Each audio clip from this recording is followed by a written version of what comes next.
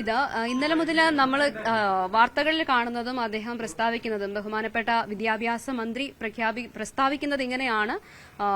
School മെയിലിലോട്ട് അധികാരികൾ ആവശ്യപ്പെട്ടതനുസരിച്ച് notice വിട്ടിട്ടുണ്ട്.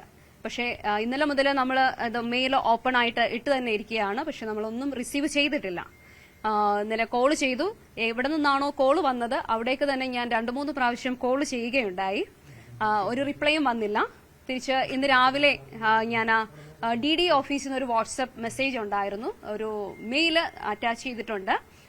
School mail ഐഡിയിലോട്ട്, ഒഫീഷ്യൽ സ്കൂൾ മെയിൽ ഐഡിയിലോട്ട് മെയിൽ വിട്ടിട്ടുണ്ട്. അതിന് ഉടനെ തന്നെ റിപ്ലൈ തരണം. അപ്പം ഞാൻ അങ്ങോട്ട് പറയുന്നുണ്ട്, ഞങ്ങൾക്ക് ഇതുവരെയും റിസീവ് ചെയ്തിട്ടില്ല. ഒരു 9:15 ആ ടൈമിലാണ് ഞങ്ങൾ സ്കൂൾ മെയിലിൽ ഇങ്ങനെ ഒരു നോട്ടീസ് റിസീവ് ചെയ്യുന്നത്.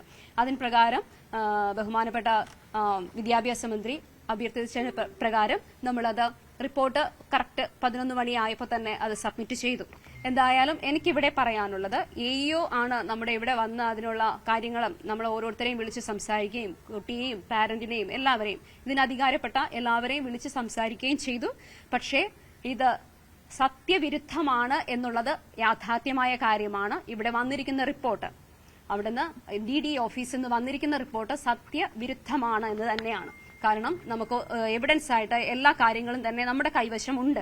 അത് എന്തായാലും കോടതിയുടെ പരിധിയിലിരിക്കുന്ന കേസായതോട് അതങ്ങനെ തന്നെ പോകട്ടെ എന്ന് തന്നെയാണ് ഞങ്ങളും ആഗ്രഹിക്കുന്നത്. മാനേജ്മെന്റ് 2018 കേരള ഹൈക്കോർട്ട്, ബഹുമാനപ്പെട്ട കേരള ഹൈക്കോർട്ട് വിധി പ്രകാരം ഉള്ള നിലവിൽ അതങ്ങനെ തന്നെയാണ്. എന്ത് യൂണിഫോമിറ്റി കീപ്പ് ചെയ്യണമെന്നുള്ളത് അത് അഡ്മിനിസ്ട്രേറ്റീവ് ലെവൽ, മാനേജ്മെന്റ് ലെവൽ തന്നെയാണ് സ്വീകരിക്കണം. അത് നിലനിൽക്കുന്നുണ്ട്.